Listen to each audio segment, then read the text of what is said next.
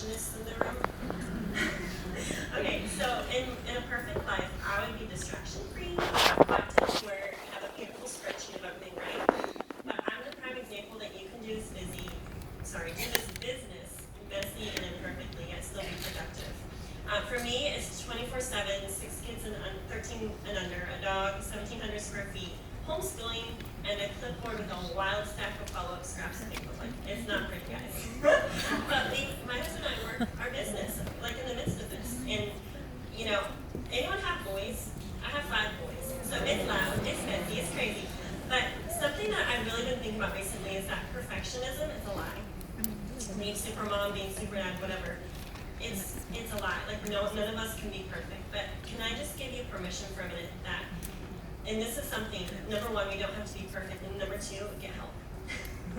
This has been like kind of the guilt trip of my life, but I really feel like it's wisdom crying out to us. Like, we can't do it all, we can't be it all.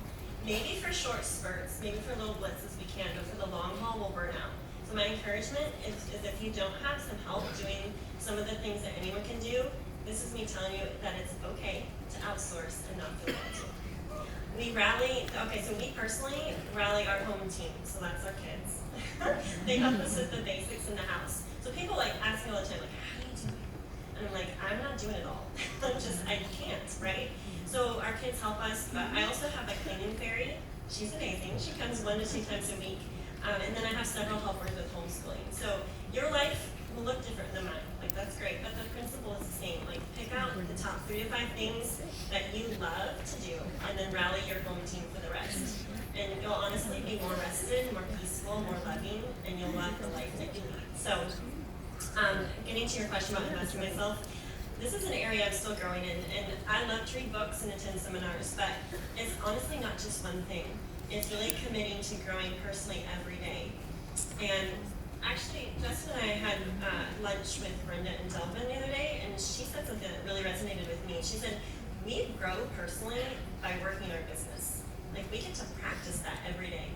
I thought that was so profound. And so we get better at communicating, we get better at our people skills, about loving other people, encouraging people, and just by working our business, right? So did anyone do 4-H when you were a kid? So that motto, learn by doing, that's been my Plexus motto for my journey. And, just learn as we go. So I really feel that our people skills, the way we handle and resolve conflict, the way we cope with rejection, and then as we serve and add value to other people, these are the skills that we're learning to grow in. So I personally view Plexus as a stewardship, and I've realized that the key is not being perfect. Guys, the key is being faithful. And so are you consistently doing the work to be a better version of yourself? And if so, then you and we all have the toolbox to be successful. Excellent. Thank you. Okay, for our social media pro, did you know that's what we're calling you? We are so excited to have you share with these leaders what they need to know about using social media for good and not evil. So can you help them navigate how to have a successful social media ideology and Yes, well, thank you so much. I don't know how many of you caught our amazing Captain Kate McHugh give out her Instagram handle over the loudspeaker during our safety drill, but she is great at marketing her hairless cat and her adventures of captaining this amazing ship. And I love following her, so just like any influencer would do, any chance they get, you can follow me at Raising Ryans. So, yes, social media is such a huge tool to grow our businesses, if done the right way. There are a lot of people on social media, and you may feel that it's saturated with everybody trying to sell something, but I believe that it's not competitive. Most people are not marketing the right way, but those that are, you're seeing have huge success. So having your brand and your story, getting this type of exposure is huge. Imagine access to billions of people all over the world. And the coolest thing ever is when you start getting leads from strangers on social media because of your consistency to build your brand and you've sowed enough seeds and put enough value out there. When I started this business 3 years ago, I had 300 followers on Instagram, but I have daily worked my Instagram consistently, like putting value out there. So you don't need to be a marketing genius. You don't need to live a fancy lifestyle. We lived in a 2-bedroom house with 7 kids when I started this business, 1,200 square feet. So you don't have to have the best captions. You need to be you. What if you didn't have to do anything out of your character? What if your business was centered around your passions and your purpose? You are enough, perfectly imperfect in all. Don't blend in. You need to stand out and be you. Don't compare yourselves to others. The success of your social media accounts are measured by your engagement. Most of the magic happens in private messages and, of course, likes, comments, and replies. You don't have to have a huge following as long as your engagement is strong. Your social media page could have more followers than Taylor Swift, but if your engagement rate doesn't live up to that, it'll do more harm than good. So go live more, turn that camera around and talk more. Let your audience know who you are, the real you, and that's where the connection will happen. If you're trying to talk to everybody, you're not talking to anybody. Find your people by being you and know your audience and your network and treat your content like a real conversation.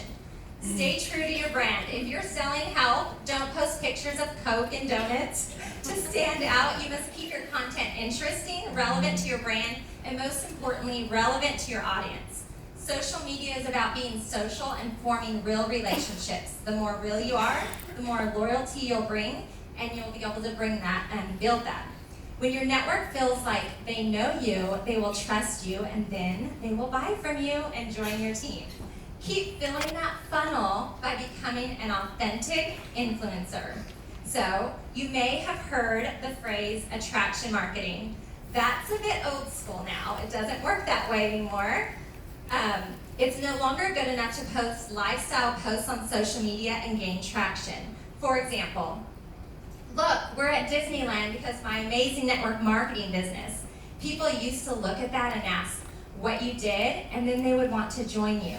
Social media and the way to market is changing. I'm so glad we belong to a company that helps us keep up to date and in the know with this tool. It takes becoming an influencer in an area you are passionate about. Your postings need to create a movement, an audience, true fans. Instead of attraction marketing, you need to become an authentic influencer. You're going to be hearing that word a lot.